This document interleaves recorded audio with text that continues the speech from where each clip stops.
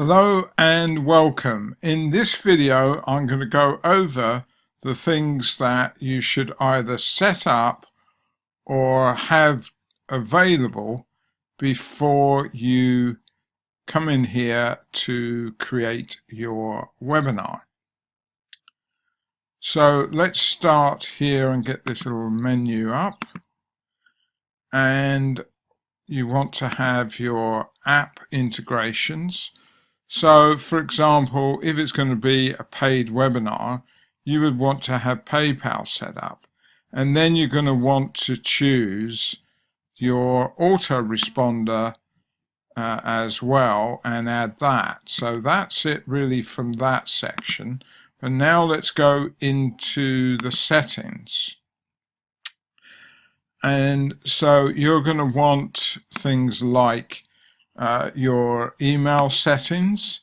Now this isn't SMTP settings like some platforms require you to do, but when the emails are sent out, when people register, for example, this sender name and sender email and the signature that appears in here is what's going to be included in those emails. So I would suggest you definitely want that set up in advance of creating your webinar. And similarly with the domain setup, you'll probably want to at least set the subdomain that you're going to use, which is based off of HQWebinar.com, or even your own domain like www.bonniebuono.com in this case. Obviously that domain branding is optional in this case. You could of course as well set up the theme color. That's what shows up here, but that's not particularly critical, and I think that is about it for inside of here. But now let's actually go inside my live webinar, or one of my live webinars, because then we can look at as well what else we should if you like have to hand to smooth the process of creating our webinar, because some of you may have obviously seen the focus bits that I've done, but let's just go in here into this one. So clearly things like the name of your webinar, a description to put in here, if you're going to use a logo, and you probably will want to use a logo, then you would want to choose one to upload and have that handy. Clearly you want to decide about things like chat, but that you can probably do as you create it. But yes, things like a redirect after the webinar, at least consider it. You don't have to use it, in which case you then don't need to have a link to hand. But obviously if you were going to switch this on, then it's best to have that so you can just fill it in.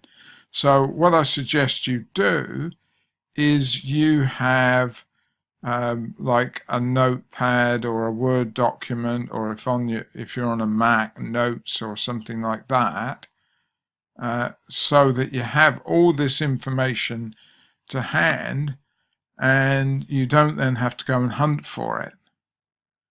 And so like when you, for instance, look in registrations, so this is where, for instance, you're going to connect your autoresponder.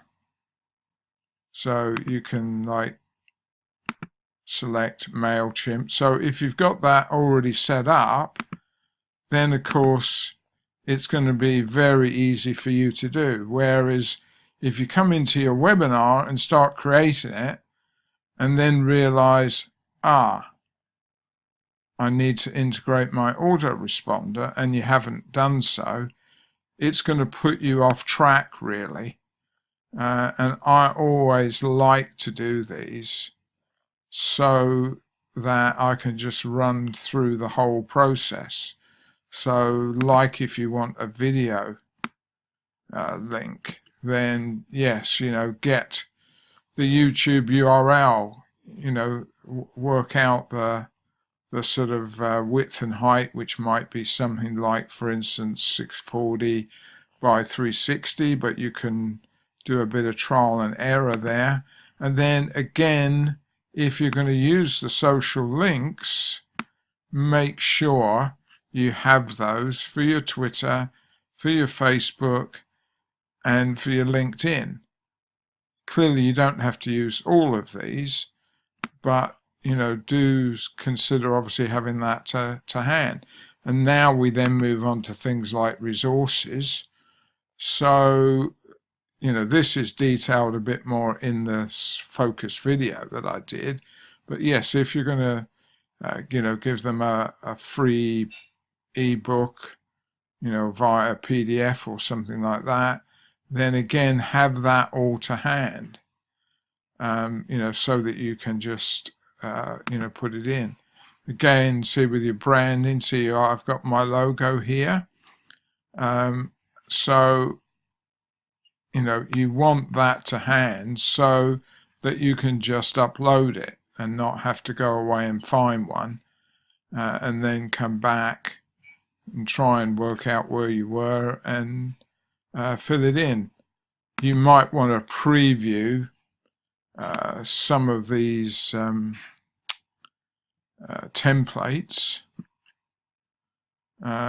so that if you do decide you're going to use that, and they're in here, you have an idea, which one is going to work for you. But again, that I think is not absolutely essential. You can sort of decide that, as you go through it. Call to action, similar to resources. You see, I just added a couple of here, where I want this call to action to appear on the screen at a certain time for a certain duration, and then they can download. So those just consider all these things, and like even on the simulated chat, yes, you could prepare a number of questions that people might ask on the webinar and just add these in here. I mean, that's maybe a little bit advanced, and you might think, well, this is my first webinar and I don't need that, and I wouldn't disagree with you. But I'm just trying to get you to really think about the things that are going to smooth the creation of your webinar. And this is very much the method that both Bonnie and I apply in other platforms that we work on. We work on very much of, make it simple, keep it simple, do your research, do your preparation in advance, and it's just going to make things so much quicker and easier for you, and you'll get the job done. So I hope that really helps you, and look forward to seeing you in another video very soon. Thanks and bye for now.